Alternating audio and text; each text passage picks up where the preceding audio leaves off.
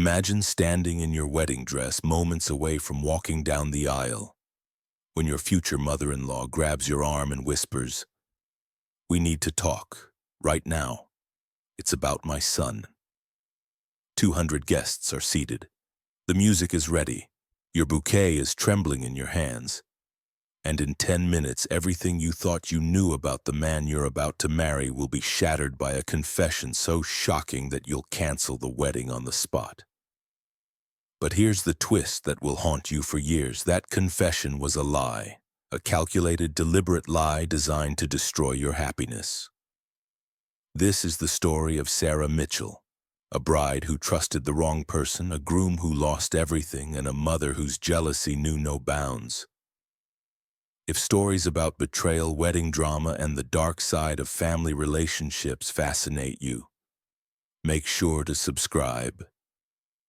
Sarah Mitchell woke up on her wedding day at 6:30 a.m. to sunlight streaming through the windows of the bridal suite at the Riverside Hotel. For a moment, still caught between sleep and waking, she forgot what day it was.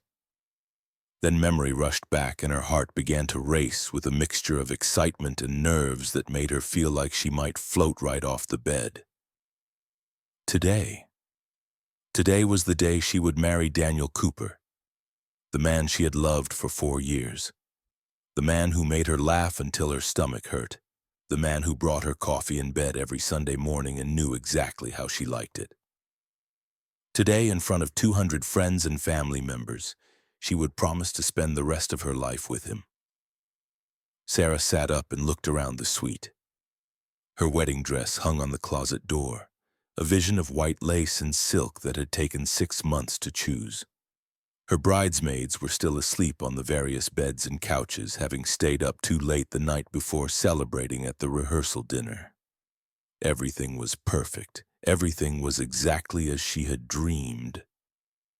She picked up her phone and saw a text from Daniel, sent at 6 a.m. "I know I'm not supposed to talk to you today before the ceremony, but I couldn't help it. I love you. I can't wait to marry you. See you at the altar." Sarah smiled, her eyes filling with happy tears. She typed back, "Breaking tradition already. This is why I love you. See you soon, future husband." The next few hours passed in a blur of activity. Hair and makeup artists arrived at 8 a.m. Breakfast was brought up, though Sarah could barely eat, her stomach fluttering with anticipation. Her mother helped her into the dress, crying as she buttoned each tiny pearl button along the back. "You look so beautiful," her mother whispered, her voice thick with emotion. "Your father would be so proud." Sarah's father had passed away 2 years earlier, and his absence was the only shadow on this otherwise perfect day.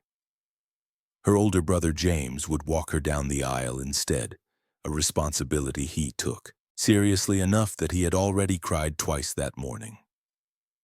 By 1 p.m., Sarah was fully dressed, her makeup perfect, her hair swept up in an elegant style that showed off the delicate earrings Daniel had given her as a wedding gift. The photographer was taking pictures of her with her bridesmaids when her phone rang. It was Daniel's mother, Patricia Cooper. Sarah answered with a smile. "Hello, Patricia. How are things on the groom's side?" Patricia's voice sounded strange, tight and controlled. "Sarah, dear, I need to see you before the ceremony. It's important."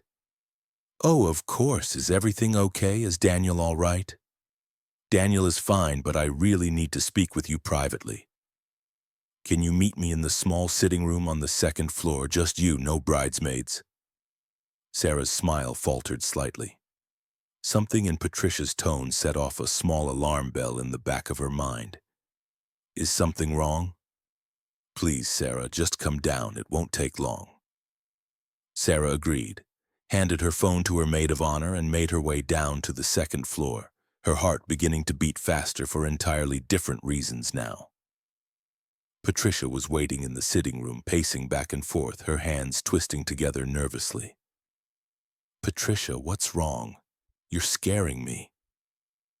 Patricia turned to face her, and Sarah saw tears in the older woman's eyes.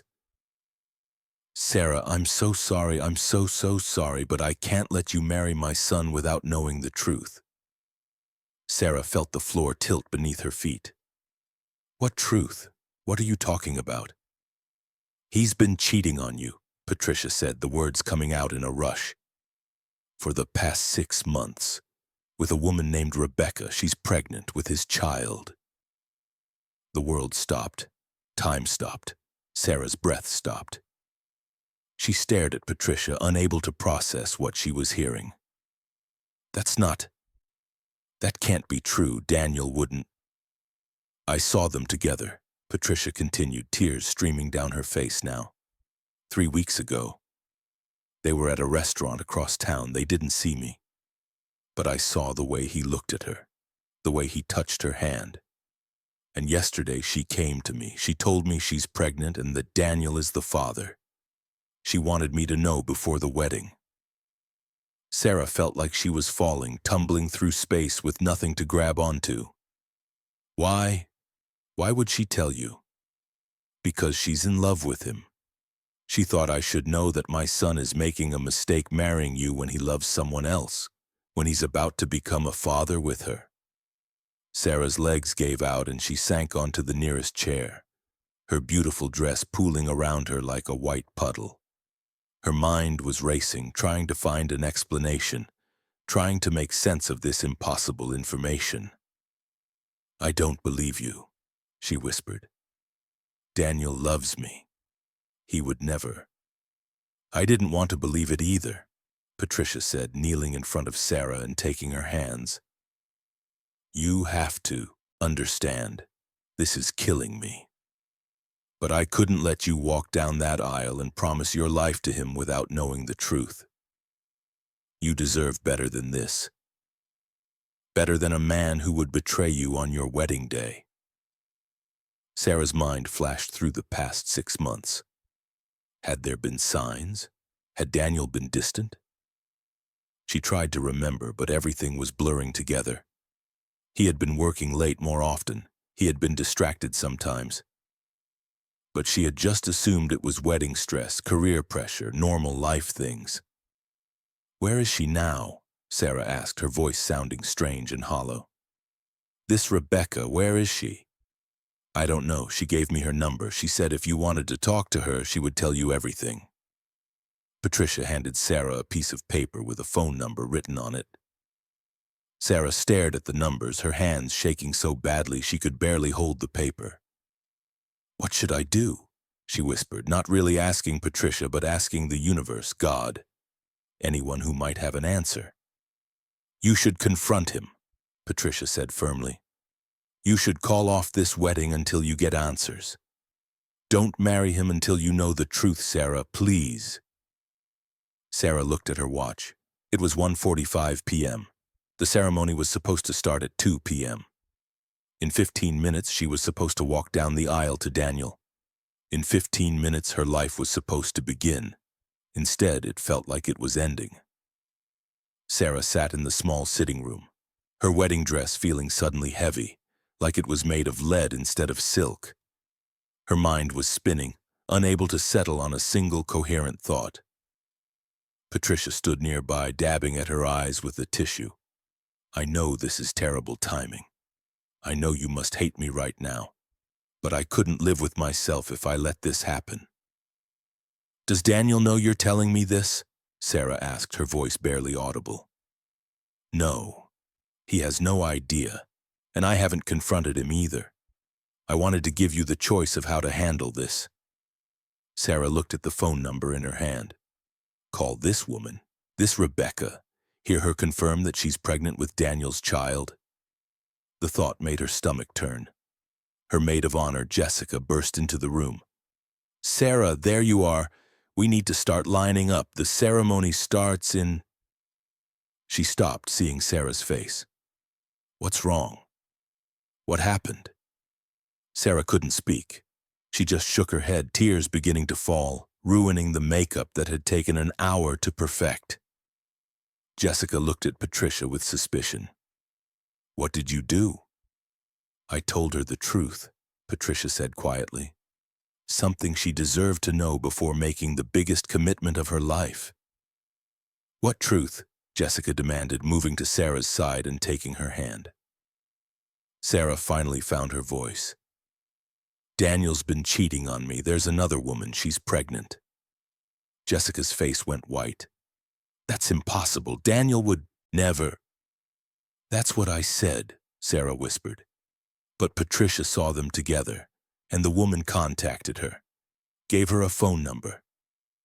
Jessica took the paper from Sarah's hand and stared at it. Then she looked at Patricia with open hostility. "How do we know this is real? How do we know you're not lying?" "Why would I lie?" Patricia asked, and she sounded genuinely hurt. "What possible reason would I have to sabotage my own son's wedding?" It was a good question, one that Sarah's mind kept circling back to. Patricia had always been kind to her.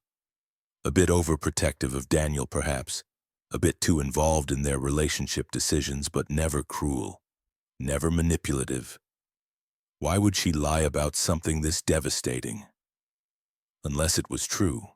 Unless Daniel really had been living a double life. "Call her," Jessica said suddenly, handing the paper back to Sarah. "Call this Rebecca person. If she's real, if this is true, she'll answer and confirm it. If it's not true, we'll know something else is going on here." Sarah's hands were shaking so badly she could barely hold her phone.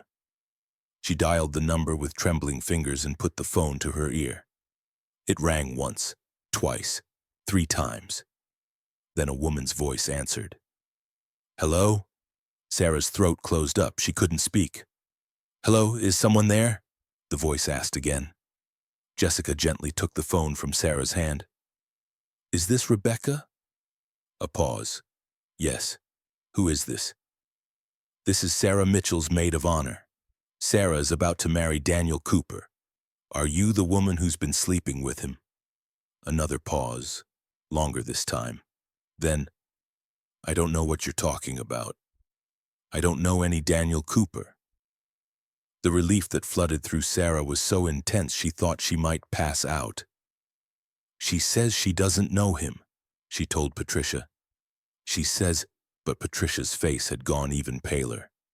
"Let me talk to her," she said, reaching for the phone. Jessica pulled it away. "No. Something's not right here." "Please," Patricia insisted, "just let me." The voice on the phone spoke again, loud enough that Sarah could hear it even though Jessica was holding it. "Wait, did you say Sarah Mitchell? The woman Daniel's marrying today?" Jessica's expression hardened. "Yes." "Oh my God, Patricia told me you might call. Look, I don't want any part of this. I told Patricia I wouldn't do this. Tell Sarah I'm sorry. Tell her I don't know Daniel and I'm not pregnant with anyone's baby." The line went dead. Jessica, Sarah, and Patricia all stared at each other in the sudden silence. "What?" Sarah began, but she couldn't finish the sentence. Jessica's eyes were blazing as she turned to Patricia. "What the hell is going on? Who was that woman? Why did she say you told her Sarah might call?" Patricia's face had gone from pale to red. I can explain." "Explain what?" Sarah stood up, her shock transforming into anger. "Did you lie to me? Did you make all of this up?" "No, I mean, it's complicated." "Uncomplicated," Jessica shouted, "right now."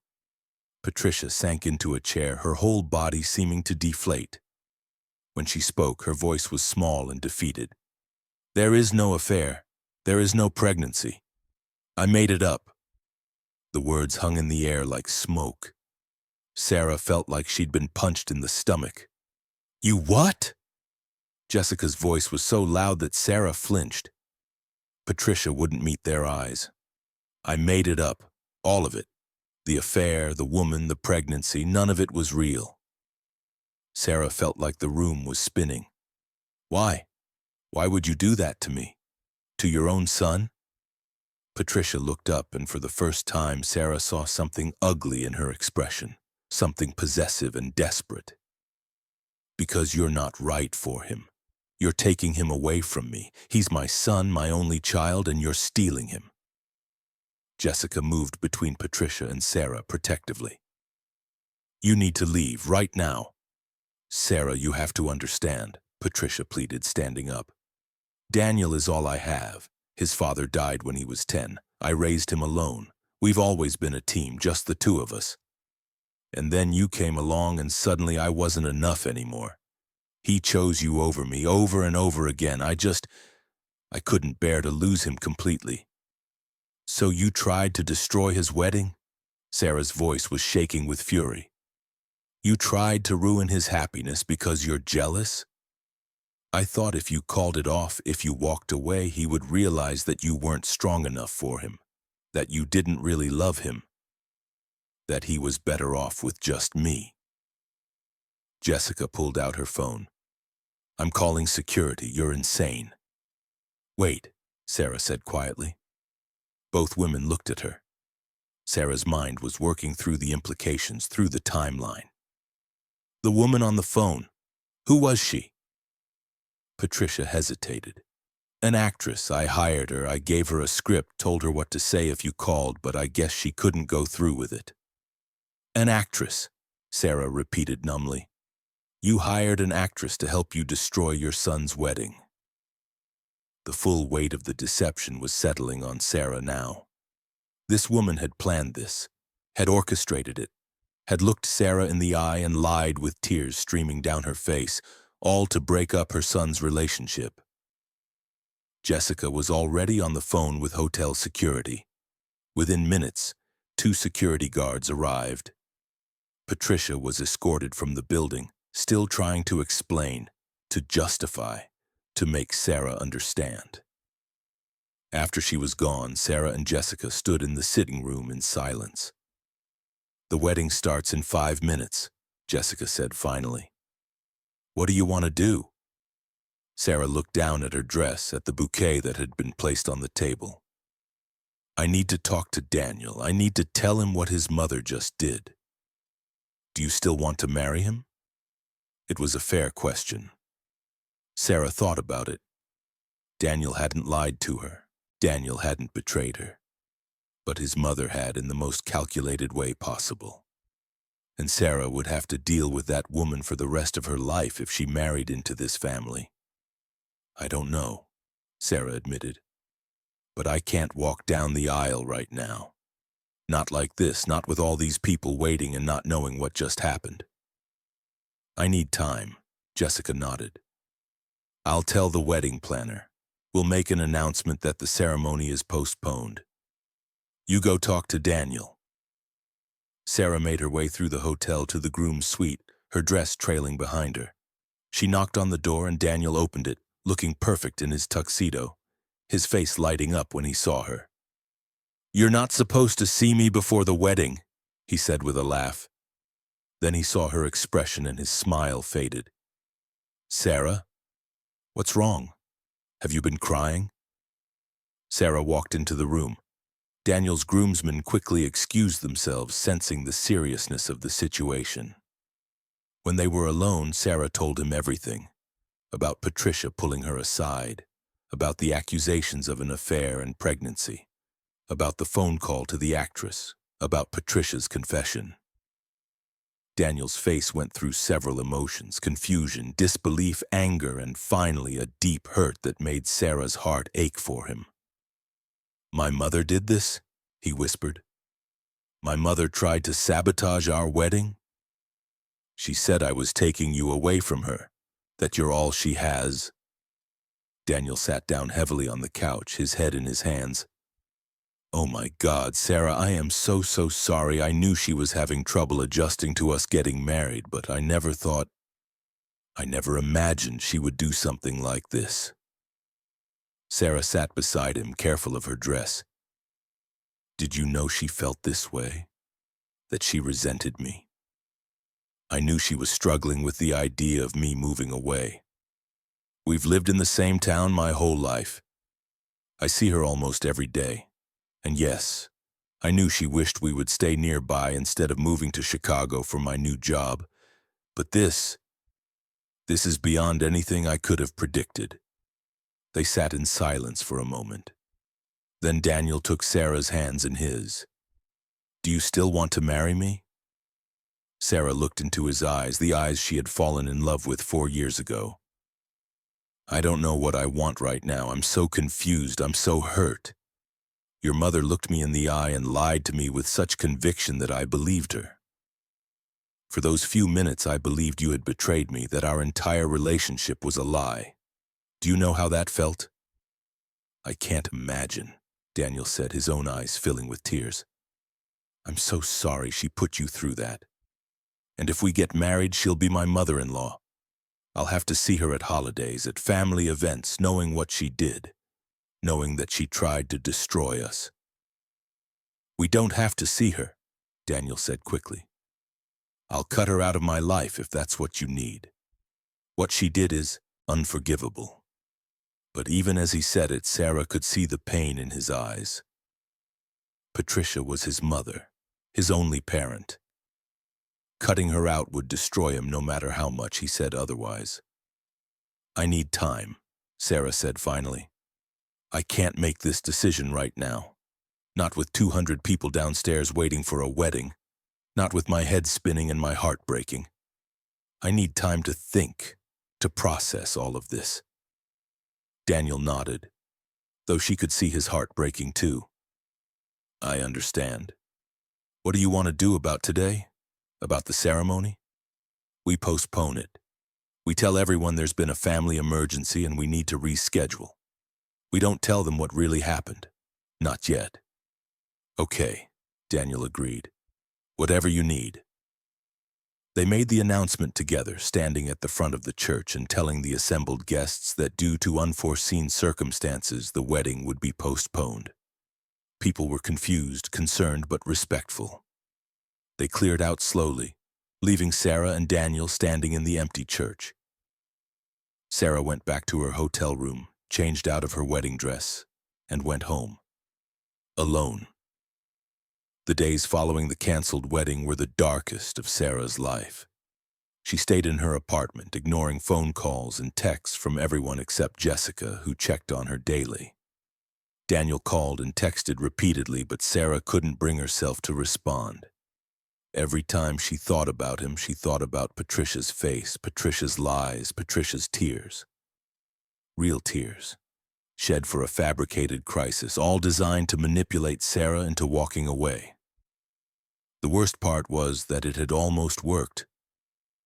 For those few minutes before the phone call, Sarah had been ready to call off the wedding. She had believed the lie completely. Patricia had known exactly which buttons to push, exactly what would devastate Sarah enough to make her doubt everything. On the third day, Jessica showed up at Sarah's apartment with groceries and a determination to make her eat something besides ice cream. You can't hide forever, Jessica said, unpacking healthy food that Sarah had no intention of eating. You need to make a decision about Daniel. I know, Sarah said listlessly.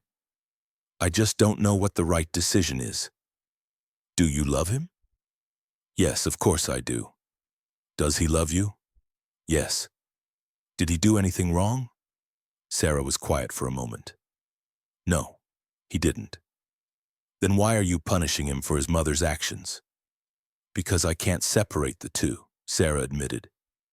Every time I think about marrying him, I think about family dinners where Patricia sits across from me. Holidays where she's there, our future children having her as a grandmother.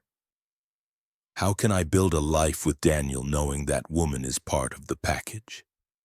Jessica sat down beside her. Has Daniel reached out to his mother since this happened? I don't know. We haven't talked. Maybe you should ask him. Maybe you should have a real conversation about what happens next. Because avoiding him isn't solving anything, it's just drawing out the pain. Sarah knew Jessica was right. That evening, she finally responded to one of Daniel's texts. Can we talk? In person? They met at a neutral location, a quiet coffee shop where they used to have dates early in their relationship. Daniel looked terrible, like he hadn't slept in days. Sarah imagined she looked about the same. "Thank you for agreeing to see me," Daniel said as they sat down with their coffees. "I needed time to think," Sarah said, "to figure out how I feel." "And how do you feel?" "Confused, hurt, angry, but mostly just sad. Because I love you, Daniel. I wanted to marry you. I wanted to spend my life with you, but your mother—" "I haven't spoken to her," Daniel interrupted. "Not since that day. She's called and texted hundreds of times. She's shown up at my apartment. I've refused to see her or talk to her. What she did was unforgivable." Sarah looked at him carefully. "But she's your mother, your only family. She stopped being my mother the moment she tried to sabotage the most important day of my life," Daniel said, his voice hard. "I meant what I said at the hotel. If cutting her out of my life is what it takes to be with you, I'll do it. But will you resent me for it eventually? Will there come a day, maybe years from now, when you blame me for the fact that you don't have a relationship with your mother?" Daniel reached across the table and took her hands.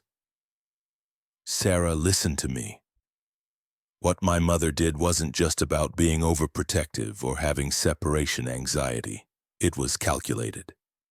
It was cruel. It was designed to destroy your trust in me and your willingness to marry into this family.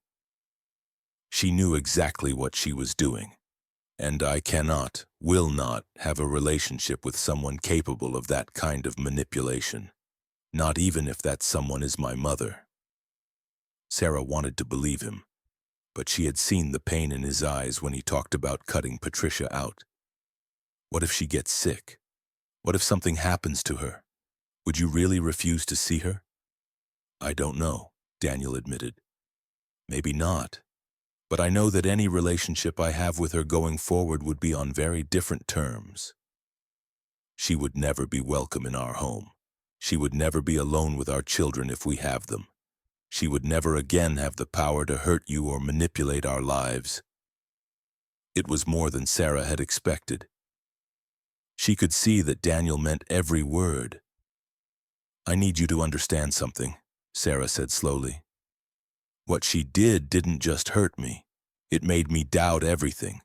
It made me question whether I could trust my own judgment. Because I believed her, Daniel, completely.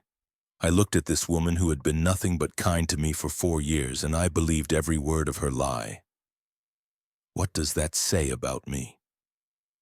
"It says you're trusting," Daniel said, gently. "It says you assume the best in people. There's nothing wrong with that." "But there is," Sarah insisted, "because now I don't know who to trust. If I can't tell when someone is lying to my face, how can I navigate life? How can I build a marriage based on trust when I've lost the ability to trust my own instincts?" Daniel was quiet for a long moment. "I think," he said finally, "that you're letting one terrible experience shape your entire worldview. My mother is a manipulator. She's good at it because she's been doing it my whole life. I just never saw it clearly until now. But most people aren't like that. Most people are honest. You can't let her poison your ability to trust everyone else." Sarah knew he was right intellectually, but emotionally she was still reeling. They talked for hours, working through the pain, the anger, the uncertainty. By the end of the conversation, they had reached a tentative agreement. They would take things slowly. They would go to couples counseling. They would rebuild the trust that Patricia had damaged. And eventually, when Sarah felt ready, they would reschedule the wedding. But Sarah went home that night with a heavy heart, because she wasn't sure if she could ever truly get past what had happened. The image of Patricia's tearful face, her convincing lies, was burned into Sarah's memory. And she didn't know if time would heal that wound or just make it worse. 2 years passed. 2 years of therapy, both individual and couples. 2 years of slowly rebuilding what Patricia had tried to destroy. 2 years of Sarah learning to trust again, not just Daniel, but herself. They didn't get married. They stayed together, living in the same apartment in Chicago where Daniel's new job had taken them. But the wedding remained indefinitely postponed. Sarah told herself she would know when she was ready, when the wound had healed enough to take that step again. Daniel never spoke to his mother. Patricia sent letters, emails, showed up at their building once before security escorted her away. She tried everything: apologies, justifications, pleas for forgiveness. Daniel returned every letter unopened, blocked her emails, refused all contact. Sarah watched this estrangement with mixed feelings. Part of her was relieved that Patricia was out of their lives. Part of her felt guilty that Daniel had lost his only parent because of her. But mostly she felt numb about it, like the whole situation belonged to someone else's life. Then on a Tuesday afternoon in October, 2 years and 3 months after the canceled wedding, Sarah received a phone call from a hospital in their hometown. "Is this Sarah Mitchell?" the woman on the phone asked. "Yes, this is Sarah. I'm calling from Memorial Hospital. We have a Patricia Cooper here who was brought in this morning after a car accident. You're listed as her emergency contact." Sarah's heart stopped. I'm her emergency contact? Not her son? She had your information in her wallet. I'm sorry to have to tell you this, but Mrs. Cooper is in critical condition. We don't know if she'll make it through the night. If you could come to the hospital or contact her family. Sarah ended the call and immediately dialed Daniel. When she told him, there was a long silence on the other end. "I don't want to see her," Daniel said finally. "Daniel, she might die. This might be your last chance." Last chance for what? For her to manipulate me one more time? For her to make more excuses? I'm done, Sarah. I've been done for 2 years. But Sarah could hear something in his voice, a crack in the armor. "I'm going to the hospital," she said. "You don't have to come. But I think I need to." She drove the 3 hours back to their hometown and arrived at the hospital as the sun was setting. Patricia was in intensive care, unconscious, hooked up to multiple machines. A doctor explained that she had been hit by a drunk driver, suffered severe internal injuries, and the next 24 hours would determine whether she survived.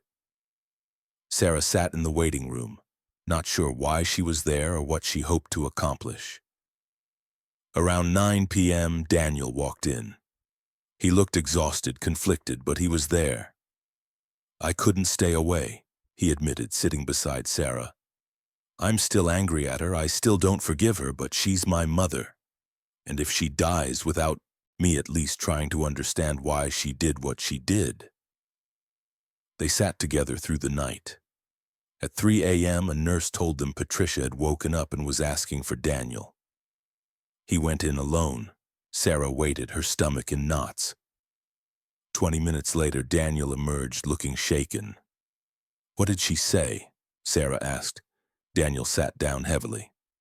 "She apologized, really apologized, not the fake apologies she sent in all those letters. She said she's been in therapy for 2 years, trying to understand why she did what she did. She said she knew it was unforgivable, but she wanted me to know that she understood how sick her behavior was." "Do you believe her?" "I don't know. Maybe. She seemed different, genuine. But I've been fooled before." Patricia survived the accident. Over the following weeks, as she recovered, Daniel visited her several times. Sarah came once, a visit that was awkward and painful but necessary. "I owe you an apology too," Patricia said to Sarah from her hospital bed. "Not just a surface apology, but a real acknowledgement of what I did. I tried to destroy the most important relationship in your life because I was selfish and controlling. I caused you pain that I can never undo. And I understand if you never forgive me." Sarah looked at this woman who had caused her so much pain and saw something she hadn't expected. Genuine remorse. Real understanding of the damage she had caused. "I appreciate the apology," Sarah said carefully, But I need you to understand that what you did changed me. It made me doubt myself, doubt my judgment, doubt whether I could trust anyone. That's not something that goes away just because you're sorry." "I know," Patricia said, tears in her eyes. "I know. And I don't expect forgiveness. I don't expect a relationship. I just wanted you to know that I see it now. I see what I did, and I'm horrified by it." In the weeks that followed, Daniel and Patricia began to rebuild a very limited, very boundaried relationship. She was no longer the center of his life, no longer someone he confided in or relied on, but she was someone he would see occasionally, someone who was part of his history if not his future. And slowly, Sarah began to heal. Not because Patricia had apologized, but because Sarah chose to heal. She chose to trust again, chose to believe that one terrible person's actions didn't define all of humanity, chose to take the risk of building a life with Daniel despite the pain his mother had caused. 1 year later, on a quiet Sunday afternoon, Sarah and Daniel got married. Not a big wedding with 200 guests and months of planning. A simple ceremony in a park with their closest friends and Jessica as the maid of honor. Patricia was not invited. She sent a card wishing them well, which Daniel acknowledged but didn't display. As Sarah stood beside Daniel and said her vows, she thought about the wedding that never happened 3 years earlier. The elaborate dress, the grand venue, the picture-perfect day that had shattered so completely. This was better, smaller, simpler, but real, built on a foundation that had been tested and proven strong, built on trust that had been broken and painstakingly repaired.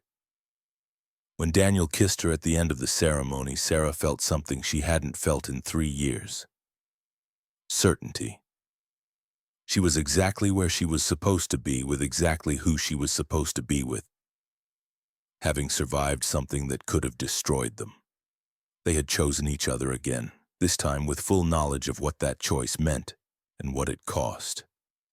5 years after the canceled wedding, Sarah and Daniel were living in Seattle with their 2-year-old daughter, Emma. Life had moved forward, as it always does. The pain of that terrible day had faded to a dull ache, something Sarah could live with, like an old injury that ached in bad weather. Patricia had moved to a retirement community in Florida, far enough away that visits were rare. She sent birthday cards to Emma that Daniel would review before deciding whether to give them to his daughter. Sometimes he did, sometimes he didn't. The relationship remained distant, formal, nothing like what it had once been. One evening after putting Emma to bed, Sarah and Daniel sat on their balcony watching the sunset. Out of nowhere, Daniel asked, "Do you ever think about what would have happened if you had gone through with the wedding that day? If you had ignored what my mother said and married me anyway?" Sarah considered the question. "Sometimes. I think we might have made it, but I also think there would always have been a shadow over our marriage. Your mother's manipulation would have been this unaddressed thing between us. Do you regret how it all played out?" "I regret the pain. I regret the time we lost. But I don't regret the outcome. We're stronger now because we went through that. We know we can survive hard things." Daniel nodded. "I sometimes wonder if my mother actually did us a favor in a twisted way. By trying to destroy us, she forced us to really examine whether we wanted this, whether we were strong enough for this. That's a generous way to look at it. Maybe. Or maybe I'm just trying to find meaning in something senseless." They sat in comfortable silence for a while. Then Sarah said, "Can I tell you something I've never told anyone? Not even Jessica?" "Of course." "For about 6 months after the canceled wedding, I hated your mother so much that I fantasized about her dying. I would imagine getting a call that she had been in an accident or gotten sick, and I would feel relieved. Happy, even. And that scared me, because I'm not a hateful person, but she made me into someone who could hate." Daniel reached for her hand. "And now, Now I feel mostly nothing. She's just someone who exists in the world, someone who hurt me once but doesn't have power over me anymore. I don't hate her, but I don't forgive her either. I've just moved past it. That seems healthy. It took a lot of therapy to get here, Sarah said with a slight laugh. They talked long into the night the way they used to when they first started dating. About big things and small things, fears and hopes. And Sarah realized that this right here was what Patricia had tried to destroy. Not just a wedding day, but this intimacy, this partnership, this choosing each other again and again despite obstacles. Patricia had failed. Love, it turned out, was stronger than manipulation. Trust, once broken and carefully rebuilt, was stronger than lies. And a relationship forged in the fire of betrayal and survived was stronger than one that had never been tested. Years later, when Emma was old enough to ask questions about her grandmother, Sarah and Daniel would have to decide how much to tell her. How do you explain to a child that her grandmother once tried to sabotage her parents' wedding out of possessive jealousy? How do you help a child understand that family relationships can be complicated, damaged, and still exist in some form? They would figure it out when the time came. For now, they focused on building a life based on honesty, trust, and the understanding that love wasn't just a feeling but a choice made daily, sometimes in the face of extraordinary difficulty. Sarah Mitchell's story is a reminder that the people who claim to love us most can sometimes hurt us deepest. Patricia Cooper didn't set out to be a villain. She was a mother who couldn't let go, who had built her entire identity around being needed by her son, and who panicked when she felt that slipping away. But intentions don't excuse actions, and love, when twisted by fear and possessiveness, becomes something toxic and destructive. The real tragedy of this story isn't the canceled wedding or the pain Sarah endured. It's that Patricia lost her son not because he married someone else, but because of her own actions. The very thing she feared losing her son, she caused through her attempts to prevent it. For Sarah, the lesson was harder but perhaps more valuable. That trust, once broken, can be rebuilt, but it requires work from both parties. It requires honesty, vulnerability, and the courage to risk being hurt again. She learned that not everyone who cries is telling the truth. That manipulation often wears the mask of concern. That the most convincing lies are delivered with tears and apparent sincerity. But she also learned that she was stronger than she thought, that she could survive betrayal and come out the other side. That choosing to trust again after being deceived wasn't weakness, but courage. The wedding that finally happened 3 years later wasn't the fairy tale Sarah had once dreamed of. It was smaller, simpler, marked by the scars of what they had survived. But it was real in a way that first wedding never would have been. Because they had chosen each other with full knowledge of the cost, with eyes wide open to the damage that had been done and the work required to move forward. That's the kind of commitment that lasts. Not the one made in ignorance and bliss, but the one made in full knowledge of the darkness and choosing love anyway. If there's a moral to this story, it's this. The people closest to us have the power to hurt us most deeply. But they also have the power to help us become stronger, wiser, more resilient. The choice of which power to exercise is theirs, and our choice is whether to let that hurt define us or whether to transform it into growth. Sarah chose growth. Daniel chose accountability, and together they built something stronger than what Patricia had tried to destroy. The scars remained. But scars are just proof that you survived something that tried to break you. And sometimes, survival is the greatest victory of all.